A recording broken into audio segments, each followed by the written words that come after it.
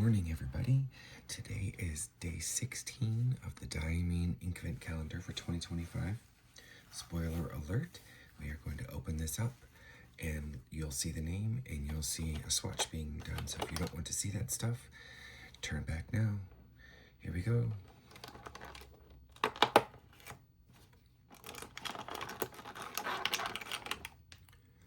This is what looks to be a red ink called Ruby Taffeta, and it's a chameleon ink. I love tricky inks like this. These specialty inks are so much fun.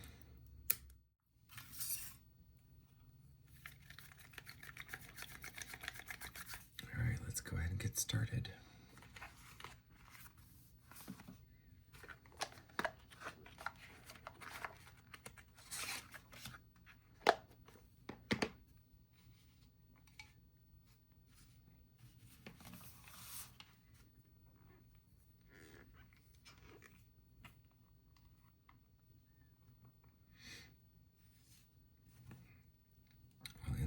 In the bottle, it looks like a very rich and dark red.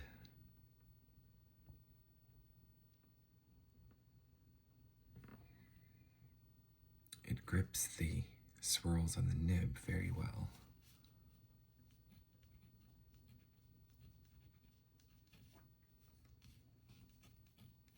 Oh, I love a really saturated dark red like this.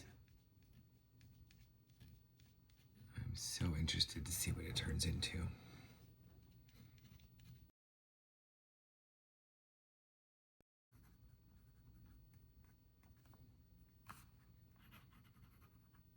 It's very well lubricated. This writes very, very nicely.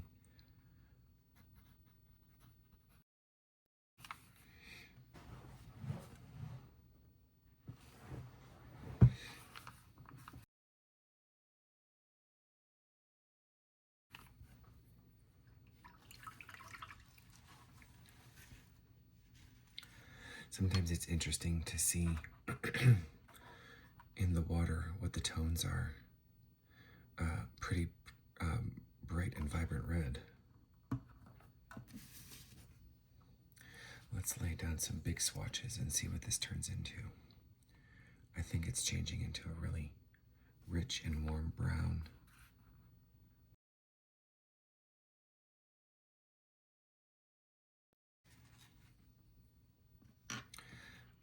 I've said this in a previous one, but I think it's so interesting how the MD paper almost repels the ink off of the grid lines. It's like it just won't accept it on the grid lines. So when you lay a lot of ink on this, like this, you can still see the greenish grayish grid lines. I think that's really cool. I'm sure that there's a technical term for that effect, but I don't know what it is. So if you do, go ahead and drop a comment and educate me.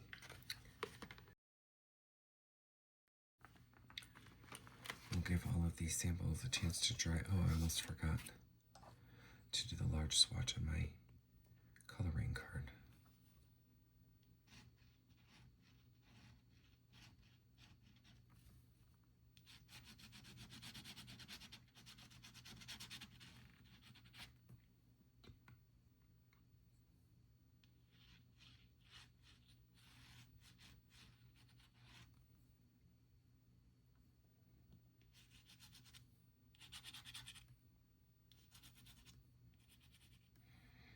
Gosh, even when you dilute it down, it's still very vibrant. I love this. This is going to be one of my favorites, I can tell you that now. All right, so this is obviously still wet, but it has turned into like a sepia tone. It's a really pretty brown. You can see it even on the cream-colored Midori paper.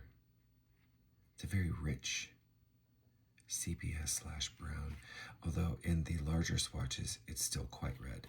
In the fine tip nib on the Dominant Industries ink muddler, it is changed, but on the Hokoro dip nib and the Kakimori steel dip nib, they're still quite red. I imagine on the Col-O-Ring card it will also also stay red.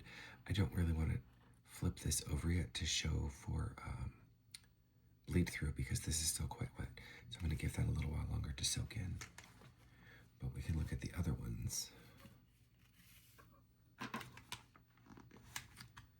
So on the Hobonichi, let me make sure I'm in frame.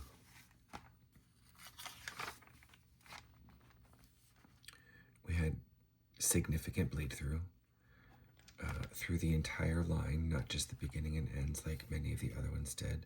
It's across the entire line. So this is going to saturate through. On the Midori cream paper, no bleed through, but significant shadowing. You can definitely see that. I don't mind shadowing so much as long as it doesn't bleed through, and this has not bled through at all, even on the heavy swatches. And I'm just going to carefully tip this over. The only bleed through is on the stamp itself, where I went over previously inked lines done with an archive quality stamp pad with the fountain pen ink we're testing. But the fountain pen ink itself did not bleed through. So I will say this is a win with caveats. Just make sure that you are using good quality paper and an appropriate pen with the right flow and the right nib, and you probably will love this as much as I do because this is just a stunner. If you liked this video, if this was helpful in any way, if you could give me a like and a follow, I would really appreciate that. Oh, in the bottom of this, it looks to be some shimmer. Now, I mixed this, and I didn't get any shimmer. That's interesting. I tell you what, let's give it a vigorous shake.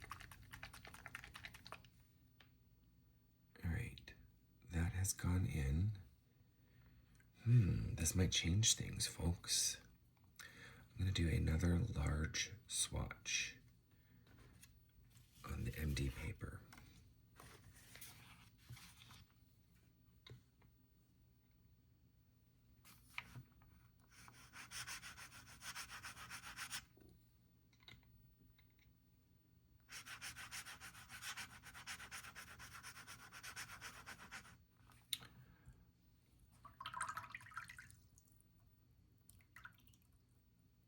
I mean, the interesting thing was, I'll go back and look at the video I just shot before I post this, but I'm almost positive that I agitated that at the very beginning, so I don't know why that shimmer wouldn't have mixed unless it just settles real fast. And I'm still not seeing any shimmer really show up, but it's still wet, so I'm going to be patient. Let's tip this and see if it's settled again. Yeah, there's definitely shimmer down there, and it looks to be gold and red. Look, now it's gone. Now you see it, now you don't.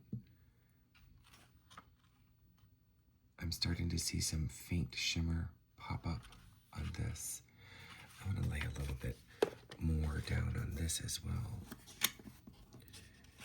because this is going to go in my index holder, and I definitely want accurate representation. Hopefully double swabbing does not result in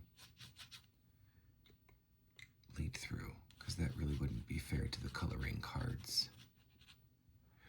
We'll just see what that does.